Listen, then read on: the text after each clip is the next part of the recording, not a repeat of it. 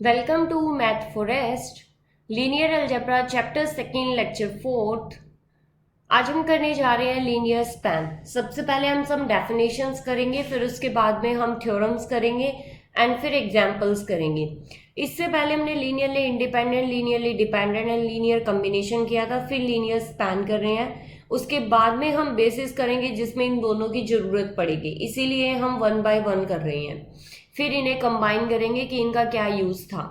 अब हमारे पास आता है लीनियर स्पैन। से पहले हम स्पैन की डेफिनेशन पढ़ना चाहते हैं। तो पहली आती है हमारी स्पैन की डेफिनेशन कि स्पैन करना क्या होता है। Let S is equal to V1 V2 V3 Vn be a set of vectors in a vector space. कि कोई वेक्टर स्पेस है, उसका कोई सबसेट है जो V1 V2 Vn है। The vector space V spanned by S, मतलब कि जो V वेक्टर स्पेस है वो S से स्पैंड हो रहा है, मतलब S से बन रहा है, उसके जो एलिमेंट है वो S से जनरेट हो रहे हैं। और the set S spans V, या उसे हम ये बोल सकते हैं कि जो सेट S है वो V को स्पैन कर रहा है। If every vector in V is a linear combination of the vectors in S, मतलब कि V का हर एक एलिमेंट S के लीनियर कॉम्बिनेशन में लिखा जा सके, तब हम बोलते हैं कि S स्पैन्स V। स्पैन का मतलब होता है कोई सेट अगर हम कह रहे हैं कि वो स्पैन कर रहा है किसी अनदर सेट को, इट मीन्स कि वो जनरेट कर रहा है उस सेट को। तो हमारे पास यहाँ पे आ गया कि V1 से लेके Vn जो वेक्टर्स हैं, ये सारे के सारे V के एलिमेंट्स को जनरेट कर देंगे खुद के लीनियर कॉम्बिनेशन से। और इनके लीनियर कॉम्बिनेशन कैसे होते हैं, जैसे हमारे पास मान लो कि V का कोई हमारे पास यहाँ पे R2 ओवर R है जैसे, तो मैंने एक सेट ले लिया यहाँ पे 1 0 एंड 0 1। तो ये R2 को जनरेट कर रहा है। सबसे पहले तो ये सबसेट हुआ, S सबसेट हुआ R2 का। दूसरा हमें दिखाना है कि ये जनरेट कर रहा है, मतलब स्पैन कर रहा है R2 को। तो मैंने कोई भी एलिमेंट ले लिया एक्स वाई जो किसका है R2 को, उसे हम इसके लीनियर कॉम्बिनेशन में अगर हम लिख सकते हैं, ये एक जनरल एलिमेंट है, अगर हम ये लिख सकते हैं तो इट मीन्स हम R2 के हर एक एलिमेंट को लीनियर कॉम्बिनेशन ऑफ S के वेक्टर्स में लिख सकते हैं। तो एक्स वाई को मैं कैसे लिख सकती हूँ, x into 1 0 plus Y into 0 1। और जो x और y है वो कहाँ से आनी चाहिए, फील्ड से आनी चाहिए। और हमें पता है x y किसके हैं, R2 के हैं। R2 मतलब R क्रॉस R के, तो x और y कहाँ से आ रहे हैं, R से आ रहे हैं। और R मेरी क्या है, फील्ड है।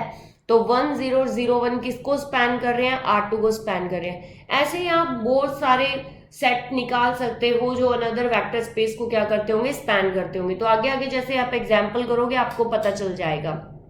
नेक्स्ट आपके पास remark, if W is a subspace of vector space, मतलब कि कोई वेक्टर स्पेस का सबस्पेस है W, then we say that the vectors V1 V2 Vn spans W और that the set is a spanning set for W। मतलब कि हम ये कह सकते हैं कि कोई W अगर सबस्पेस है मेरा वेक्टर स्पेस का, और कोई वेक्टर सेट है V1 से लेके Vn, अगर वो W को स्पैन कर रहा है तो हम उसे ये भी कह सकते हैं कि ये जो सेट है ना, ये स्पैनिंग सेट है किसका, W का। जनरेटिंग सेट भी बोल सकते हैं हम किसका, W का। अब उसमें क्या है, कंडीशन क्या होनी चाहिए W का स्पैनिंग सेट होने के लिए। कंडीशन ये होती है कि if and only if each Vi belongs to W। सबसे पहले तो जो सेट स्पैन कर रहा है W को, वो सारे के सारे किसके होने चाहिए, W के होने चाहिए। मतलब वो V1 V2 Vn सबसेट होना चाहिए W का। And each vector in W is a linear combination of the vectors V1 V2 Vn। वही वेक्टर स्पेस को स्पैन करने वाली कंडीशन हो गई कि जो सेट S था वो वेक्टर स्पेस का सबसेट था। वैसे V1 V2 Vn अगर कोई सब स्पेस को जनरेट कर रहे हैं तो सेम वैसे ही होगा कि वो सबसेट होने चाहिए W के, और W का हर एक एलिमेंट उनके लीनियर कॉम्बिनेशन में लिखा जाना चाहिए। कोई भी सेट किसी अनदर सेट को जनरेट तभी करेगा जब वो एक तो उसका सबसेट होना चाहिए, क्योंकि अगर सबसेट ही नहीं हुआ तो वो बाहर के एलिमेंट जनरेट करेगा या कुछ एक एलिमेंट उसके रह जाएंगे। अब हमारा आता है लीनियर स्पैन। अब अभी तक तो था स्पैन की डेफिनेशन की, स्पैन हो गया मेरे पास। अब आता है लीनियर स्पैन का मतलब क्या होता है, ये डेफिनेशन हमारे काम आएगी। Let S is equal to V1 V2 Vn be a non empty subset of a vector space Vf। कि हमारे पास कोई सेट है जिसमें वेक्टर्स है V1 V2 Vn, कोई नॉन एम्प्टी सबसेट है, वो कि एम्प्टी नहीं होना चाहिए, वो स्पैन करेगा VF को, then the set of all linear combination of finite set of elements of S is called, मतलब कि जो मेरे पास सेट बनेंगे लीनियर कॉम्बिनेशंस के, जो हमारे पास V1 V2 Vn से हम लीनियर कॉम्बिनेशंस बनाएंगे, उनसे एक सेट बनेगा और वो सेट जो होगा वो फाइनाइट सेट ऑफ एलिमेंट्स होगा S का, is called linear span of S। तो उसे हम बोलेंगे linear span of S। It is denoted by LS। इतना कंफ्यूज होने की बात नहीं है, जो भी हमने स्पैनिंग की डेफिनेशन पढ़ी है सेम वही लीनियर स्पैन होने की बात है। बस लीनियर स्पैन होने के बाद हमारा जो सेट होगा वो सब जो S है उससे बड़ा हो जाएगा ऑटोमेटिकली। ऑब्वियस है, वो बहुत सारे एलिमेंट को जनरेट कर रहा है, पूरे के पूरे वेक्टर स्पेस को जनरेट कर रहा है, कुछ कम को भी जनरेट कर सकता है, पूरे के पूरे वेक्टर स्पेस को भी जनरेट कर रखा है। वो आपको आगे पता चलेगा जब आप बेसिस पढ़ोगे, तो आपको पता चलेगा कि पूरे के पूरे वेक्टर स्पेस को कब जनरेट करता है। और अगर आप ये बोल रहे हो कि किसी अनदर लीनियर, जो हमारे पास लीनियर स्पैन है, उसका मतलब है कि कुछ अनदर सबसेट मतलब सेट बन रहा है हमारा LS, जो होगा वेक्टर स्पेस का सब स्पेस ऑलवेज, वो कभी इक्वल भी हो सकता है और कभी उससे छोटा भी हो सकता है, वो कुछ कंडीशंस होंगी उसकी।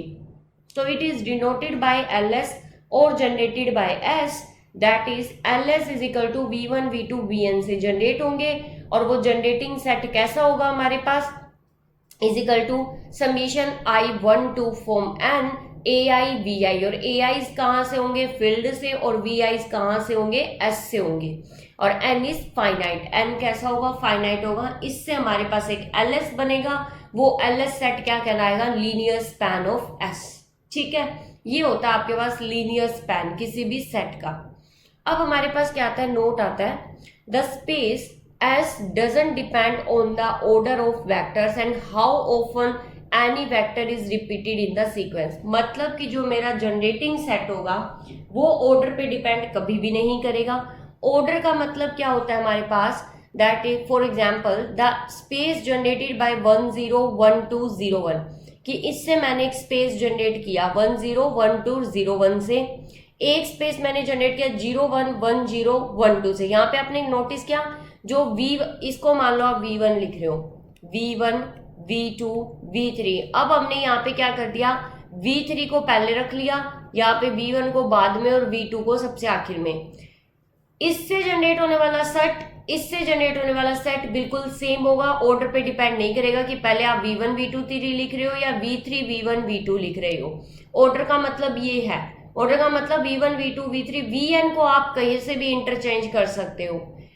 अब नेक्स्ट हमारे पास रिपीटेशन का देखो, 1 0 ये हो गया V1, ये हो गया V3, ये हो गया V2, ये फिर से आपके पास क्या आ गया, V3, मतलब V3 रिपीट हो गया, फिर भी इससे जो सेट जनरेट होगा वो सेम होगा जो पिछला वाला है, मतलब रिपीटेशन से कोई फर्क नहीं पड़ेगा।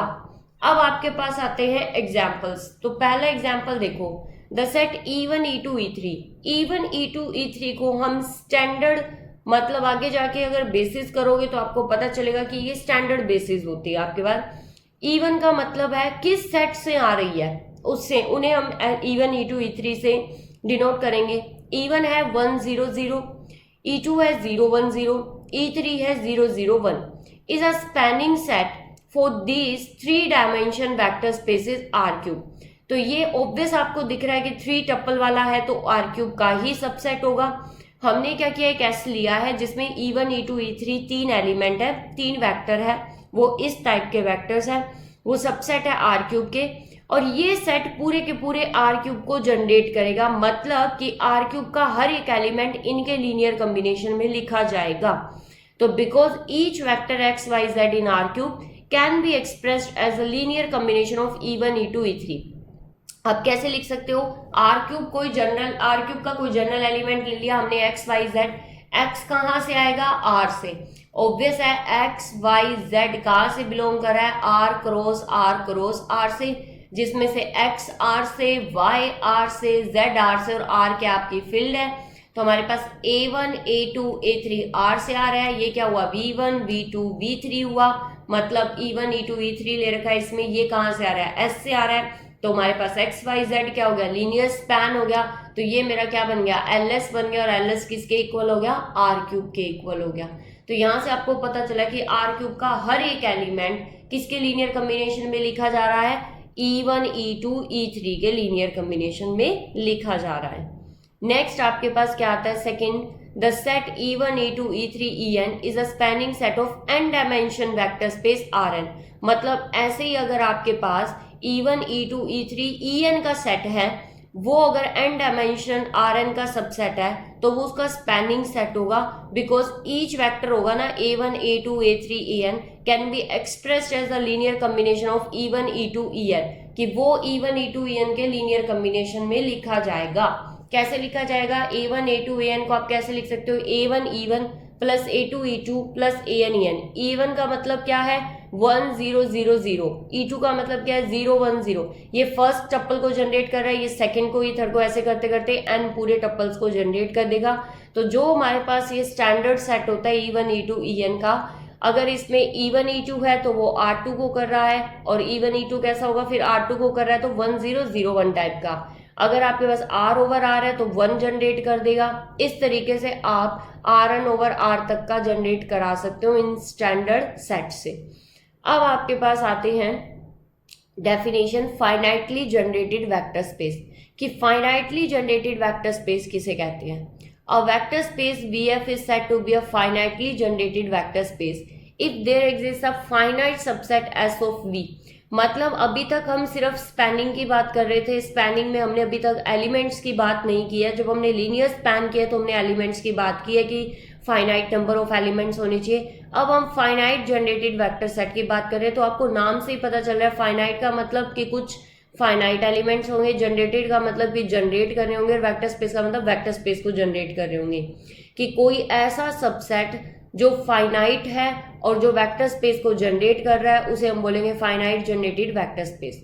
तो a vector space is said to be a finitely generated vector space if there exists a finite subset S of V such that all the elements of V are generated by the elements of S। कि हमारे पास जैसे अभी आपने किया था कि हमारे पास एक S था, E1 E2 E3, ये पूरे के पूरे किसको जनरेट कर रहा था, R क्यूब को। तो R क्यूब ओवर R को, तो ये फाइनाइटली जनरेटेड हो गया। नेक्स्ट आपके पास आता है फील्ड बहुत मैटर कर रही है। अगर आप सोच रहे हो ना R क्यूब ओवर R लिखा है, ये फील्ड बहुत मैटर कर रही है। आप अगर इसको चेंज करते हो तो बहुत ज़्यादा चेंज आ जाता है। अगर आप इसकी जगह क्यू कर लेते हो तो फिर आप नहीं बोल पाओगे कि ये फाइनाइटली जनरेटेड है। S is equal to E1 E2, ये हो गया मेरे पास R2 को जनरेट करेगा पूरे के पूरे को, तो ये भी फाइनाइट है तो फाइनाइटली जनरेटेड हो गया R2 ओवर R। इस तरीके से आप बोल सकते हो, क्योंकि अगर कोई ऐसा सेट जिसमें फाइनाइट नंबर ऑफ एलिमेंट है वो पूरे के पूरे वेक्टर स्पेस को जनरेट कर रहा है तो आप बोलते हो फाइनाइटली जनरेटेड वेक्टर स्पेस। अब आप सोचो कि अभी तक मैडम ने सारे फाइनाइटली जनरेटेड के ही एग्जाम्पल की दिए हैं। अब हम एक इनफाइनाइट जनरेटेड वेक्टर स्पेस कर लेते हैं। The vector space PR of all polynomials in X over a field R।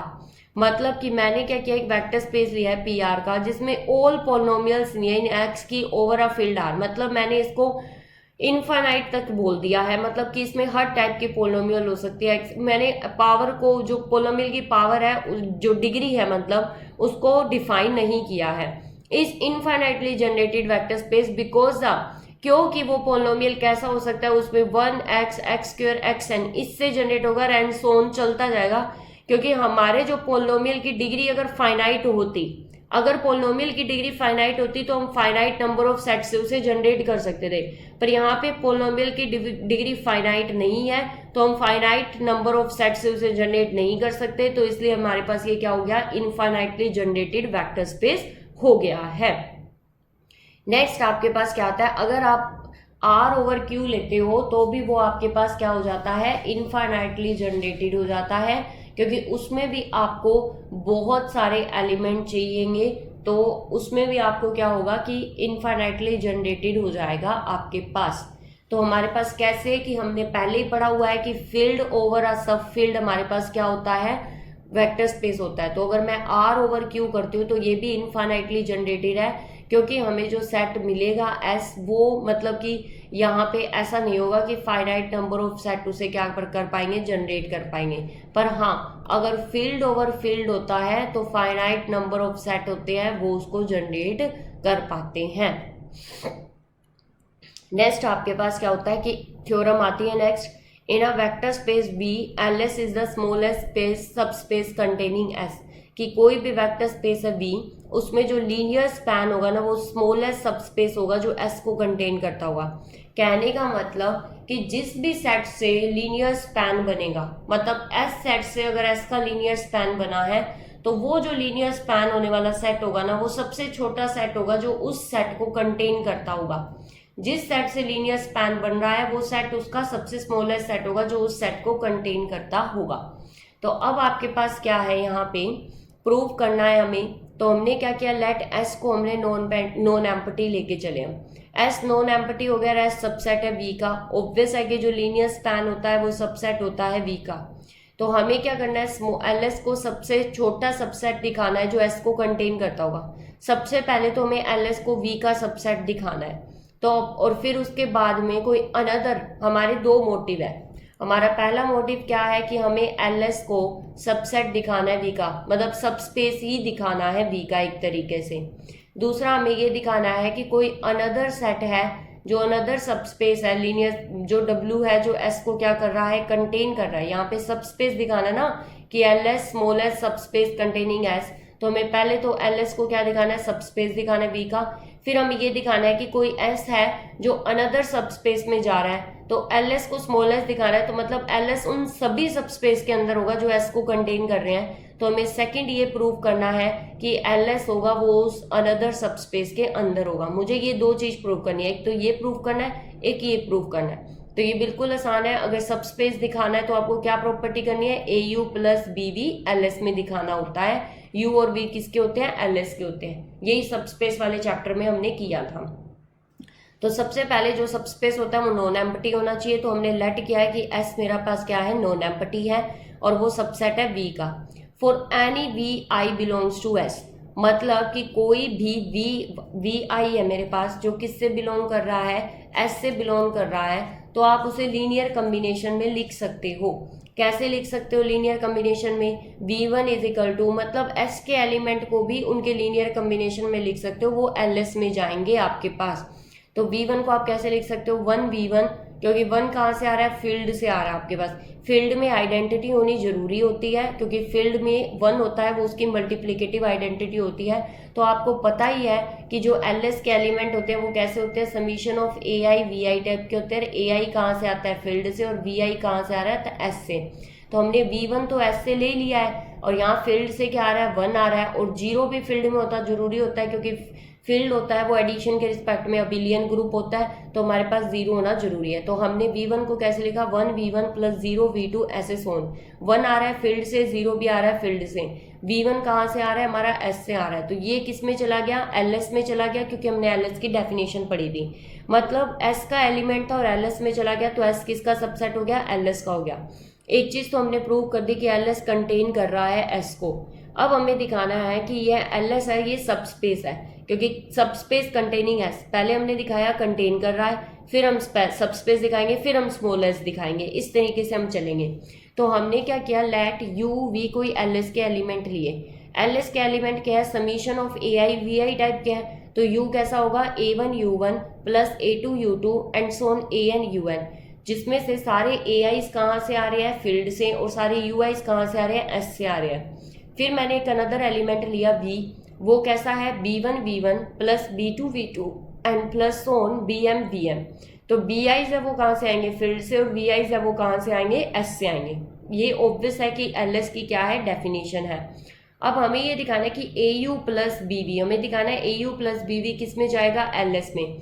तो हमने a मल्टीप्लाई कर दिया u के साथ और b मल्टीप्लाई कर दिया v के साथ। तो a मल्टीप्लाई कर दिया u के साथ, ये सारा u था, प्लस b मल्टीप्लाई कर दिया v के साथ। तो मेरे पास जो डेफिनेशन निकल के आई वो क्या आई, a1u1 plus a2u2 plus an plus में b1v1 प्लस bv2v2, ये आ गए। अब आपको पता है कि a कहाँ से बिलोंग करता है, फील्ड से, b कहाँ से बिलोंग कर रहा है, फील्ड से, ai कहाँ से बिलोंग कर रहा है, फील्ड से, bj कहाँ से फील्ड से।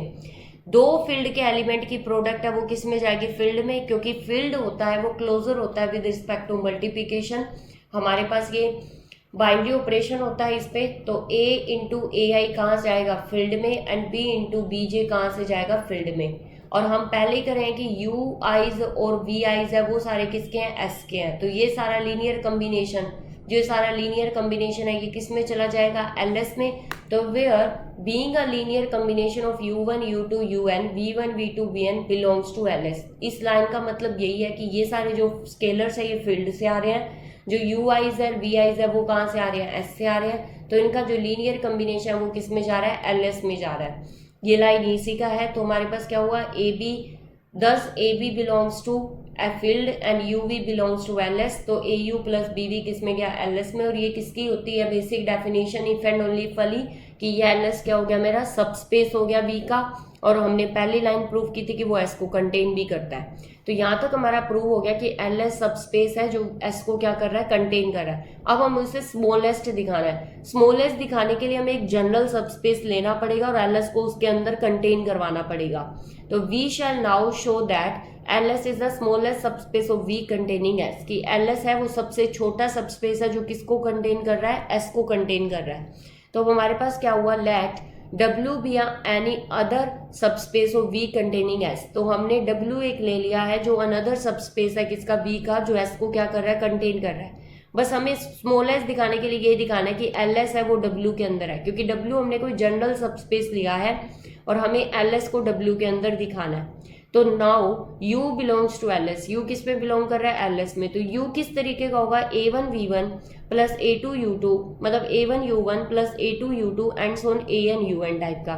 वेयर AI कहाँ से आ रही है, फील्ड से, और UI कहाँ से आ रही है, S से। अब आपको पता है कि UI कहाँ से आ रही है, S से, और S किसका सबसेट है, W का, क्योंकि हमने अनदर सबस्पेस लिया है जो किसको कंटेन कर रहा है, S को।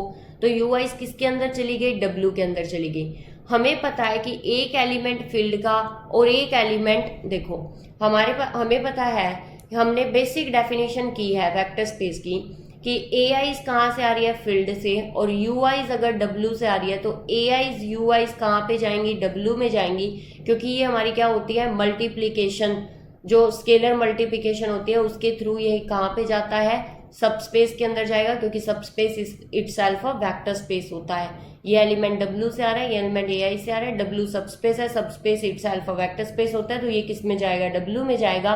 और जो W का एलिमेंट है उसका W के एलिमेंट के साथ जो एडिशन है वो भी किस में जाएगा, W में जाएगा। तो इसलिए A1 U1 plus A2 U2 and so on AN UN किस में चला गया, W में। और ये वैल्यू किसकी थी, U की, तो U किस में गया, W में। तो यहाँ से इंप्लाइज होता है कि LS किस में चला गया, W में। तो LS स्मॉलेस्ट सबस्पेस हो गया जो किसको कंटेन करता है, S को कंटेन करता है। तो ये हमारा बेसिक मतलब एक थ्योरम है कि जिसमें ये होगा कि जो सेट लीनियर स्पैन करेगा जिस वेक्टर स्पेस को, वो उस सबसेट को कंटेन करने वाला सबसे स्मॉलेस्ट सबसेट होगा। नेक्स्ट अब आते हैं हमारे पास कुछ एक रिमार्क है। पहला रिमार्क क्या कहता है कि the above theorem leads to a meaningful definition for the span of the empty set, कि एम्प्टी सेट से स्पैन होने वाला कौन सा सेट होगा, linear span of phi is equal to 0, कि फाई है वो 0 को जनरेट करेगा। अब हमारे पास क्या है कि फाई किसको जनरेट कर रहा है, 0 को जनरेट कर रहा है। इफ S1 अगर S2 के अंदर है तो जो लीनियर स्पैन होगा ना S1 का, वो भी लीनियर स्पैन ऑफ S2 के अंदर होगा। ये जो इनइक्वालिटी है ये एज इट इज चलेगी। अब हम करते हैं कुछ एक एग्जाम्पल। तो पहला एग्जाम्पल हमारा क्या कहता है कि show that the set 1 2 3 0 1 2 and 0 0 1 which is a subset of V3 are spans the entire V3, कि ये पूरे V3 को स्पैन कर रहा है। V3 कोई 3 टप्पल का सेट है, वेक्टर स्पेस है मतलब। तो हमारे पास सॉल्यूशन करना है। लेट द गिवन सेट, सबसे पहले हम गिवन सेट को लिखते हैं। तो गिवन सेट मेरे पास क्या हुआ, 1 2 3 0 1 2 एंड 0 0 1। अब हमें ये दिखाना है कि हम V3 के एलिमेंट को V1 V2 V3 की फॉर्म में लिख सकते हैं। इसे मैं V1 का नाम दे दूं, इसे मैं V2 को, इसे V3 का। मैंने क्या किया, if X Y Z any element of V3, ये किसका एलिमेंट है, V3 का कोई आर्बिट्रेरी एलिमेंट है, देन XYZ का linear combination V1 V2 V3 के फॉर्म में कैसे लिख सकते होते हैं, XYZ को हम क्या लिख सकते हैं, A1 V1 plus A2 V2 plus A3 V3 where A1 A2 A3 कहाँ से आ रहे हैं, हमारे फील्ड से आ रहे हैं, फील्ड क्या है, R है, और V1 V2 V3 कहाँ से आएंगे, S से आएंगे हमारे पास।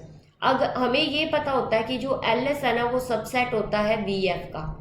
अगर हम ये दिखा दें कि VF अगर LS का सबसेट हो गया तो VF किसके इक्वल हो जाएगा, LS के, और यहाँ से हमें पता चल जाएगा कि जो हमारा लीनियर स्पैन हुआ वो पूरे के पूरे वेक्टर स्पेस को स्पैन कर देगा। हमें ये दिखाना है कि जो XYZ है ना ये LS के अंदर चला जाएगा, बस हमें ये दिखाना है कि ये लीनियर स्पैन कर रहा है VF को। तो हमारे पास क्या हुआ, हमारा मेन मोटिव है XYZ की, मतलब A1 A2 A3 की वैल्यूज निकालना, क्या वो XYZ के कोरस्पोंडेंस एग्जिस्ट कर रही है या नहीं कर रही। तो XYZ इज इक्वल टू क्या आया, A1 into 1 2 3 plus A2 into 0 1 2 plus A3 into 0 0 1। तो हमारे पास इक्वेशन बनेगी, कैसे बनेगी, XYZ इज इक्वल टू, हमारे पास इक्वेशन आई है A1 2A1 plus A2 2A1 plus में A2, और यहाँ पे हमारे पास आई है 3A1 प्लस 2A2 प्लस में A3। हमने क्या किया है, सिंपल मल्टीप्लाई किया और उन्हें ऐड किया है। अब हम क्या करेंगे, इक्वेट करेंगे, इक्वेटिंग द कोरस्पोंडेंट इक्वेशन। तो इक्वेटिंग द कोरस्पोंडेंस एलिमेंट्स, और हमें क्या मिल जाएगा, we get x is equal to A1 y is equal to 2A1 plus में A2। तो यहाँ से मेरे पास क्या मिला, A2 is equal to y minus 2A1, तो ये हुआ y माइनस 2x। अब मेरे पास थर्ड इक्वेशन क्या होती है कि z is equal to 3A1 plus 2A2 plus में A3। तो यहाँ से A3 किसके इक्वल आया, z minus 3A1 minus 2A2 is equal to क्या आ गया, A3 आपके पास। तो यहाँ से आपके पास A3 की वैल्यू क्या आ गई है, जो A3 है वो कैसा आ गया आपके पास, x माइनस 2y प्लस में z। तो A3 की वैल्यू आ गई आपके पास, A2 की वैल्यू आ गई आपके पास, और A1 की वैल्यू आ गई। तीनों ही वैल्यू x y z की फॉर्म में आ गई। मतलब आप A1 A2 A3 को x y z की फॉर्म में लिख सकते हो। Thus there exist A1 A2 A3 such that any vector, जो भी आपका वेक्टर होगा x y z belongs to V3 can be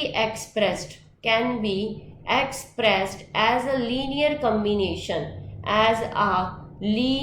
combination of vectors, जो V1 V2 V3 वेक्टर्स दे रखे थे आप उसके लीनियर कम्बिनेशन में V3 के हर एक एलिमेंट को लिख सकते हो। तो इट मीन्स जो आपका x y z है वो किस में चला गया, LS में चला गया, क्योंकि LS की डेफिनेशन क्या कहती है, AIs BIs होती है, और ये एलिमेंट जो भी होंगे LS में जाएंगे, और हमने x y z को इसी की फॉर्म में लिखा था तो ये LS में चला गया। तो यहाँ से हमें क्या मिला कि V3 है वो सबसेट किसका हो गया, LS का। बट वी नो दैट, हमें एक चीज ये भी पता है, वी नो दैट कि जो LS होता है वो सबसेट होता है V3 का। From first and second V3 किसके इक्वल हो गया, LS का। मतलब कि जो लीनियर स्पैन है सेट S का वो पूरे के पूरे V3 को क्या कर रहा है, जनरेट कर रहा है। अब आप सोचोगे कि ये तो हमने सिंपल है, अगर आपके पास A1 A2 A3 एग्जिस्ट नहीं करते एक्स वाई जेड की फॉर्म में तो आप लिख सकते थे कि ये नहीं जनरेट कर रहे। तो आपको हर क्वेश्चन इसी तरीके से करना है। अगर लीनियर स्पैन का बोला जाए तो आपको हर एक क्वेश्चन को ऐसे ही करना है। सबसे पहले आपको वेक्टर स्पेस का एलिमेंट लेके चलना है, वो लीनियर कॉम्बिनेशन की फॉर्म में लिखना है। अगर आपके पास उसके कोरस्पोंडेंट स्केलर एग्जिस्ट कर जाते हैं तो इट मीन्स वो लीनियर स्पैन कर रहा है, अगर एग्जिस्ट नहीं कर रहे तो इट मीन्स वो लीनियर स्पैन नहीं कर रहा। नेक्स्ट एग्जाम्पल है आपके पास, show that the set S is equal to 1 iota which is a subset of vector space C over the field R real number generate। मतलब कि ये कह रहा है कि जो LS होगा हमारे पास वो C over R को जनरेट करेगा। C over C होता तो ओनली 1 होता, अगर फील्ड ओवर फील्ड होती है तो वो अकेले S is equal to 1 set से जनरेट हो जाती है। पर यहाँ पे क्या है, C over R है तो वो किससे जनरेट होती है, 1 और आयोटा से। वो 1 से इसलिए जनरेट नहीं हो पाती क्योंकि उसमें आयोटा वाले एलिमेंट्स नहीं आ पाते, और हमें आयोटा वाले एलिमेंट्स भी चाहिए, तो इसलिए हमें क्या करना पड़ेगा, सेट 1 और आयोटा की जरूरत पड़ती है। फील्ड ओवर फील्ड का आप सोचना कि 1 से कैसे जनरेट होते हैं, वैसे तो एक लाइन का ही प्रूफ है, फिर भी थोड़ी सी दिमाग की एक्सरसाइज कर लेना, आपके नेक्स्ट वीडियो में तो हम बता ही देंगे जब बेसिस होगा तब। तो अभी हम सॉल्यूशन करते हैं इसका। सॉल्यूशन कैसे करेंगे, here S is equal to 1 और आयोटा दे रखा है हमें। अगर हम लीनियर स्पैन मतलब सी का हर एक एलिमेंट लीनियर स्पैन की फॉर्म में लिख सकते हैं तो ये हमारे पास हो जाएगा। तो हमने क्या किया, let A plus iota B belongs to C, any arbitrary element, कोई भी आर्बिट्रेरी एलिमेंट है ये। अब हमने क्या किया है, ए प्लस आयोटा बी को हम कैसे लिख सकते हैं, A into 1 plus B into iota, जिसमें से ए और बी क्या होते हैं हमारे पास, रियल नंबर, क्योंकि ये A plus iota B complex number का एलिमेंट है, इसमें से ए और बी किसके होते हैं, रियल नंबर के होते हैं। रियल नंबर क्या है, मेरे पास फील्ड है, तो यहाँ पे, और 1 और आयोटा किसके हैं, एस के है, तो हमारे पास ये जो a प्लस आयोटा बी है ये किस में चला गया, एलएस में चला गया, क्योंकि ये डेफिनेशन किसकी थी, एलएस की थी, पर ये एलिमेंट किसका था, सी का था, चला किस में गया, एलएस में। तो यहां से क्या हो गया कि सी किसका सबसेट हो गया, एलएस का। पर हमें पता है, वी नो दैट, हमें पता है कि जो हमारा एलएस होता है वो किसका सबसेट होता है, वेक्टर स्पेस का, तो एलएस किसका सबस्पेस है, सी का। तो फ्रॉम फर्स्ट एंड सेकंड, जो हमारा ये फर्स्ट था और जो हमारा सेकंड है, उससे ये प्रूव हो गया कि L S is equal to क्या हो गया, सी हो गया।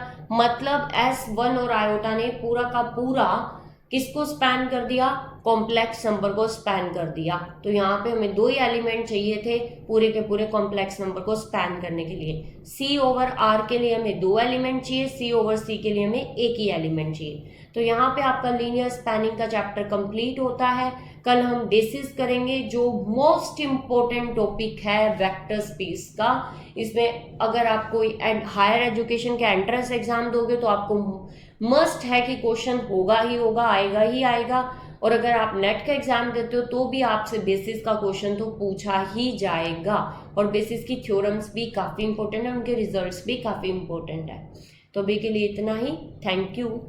For notes, queries and PDF file of this video, join our Telegram channel, link in the description. Don't forget to like, share and subscribe the channel.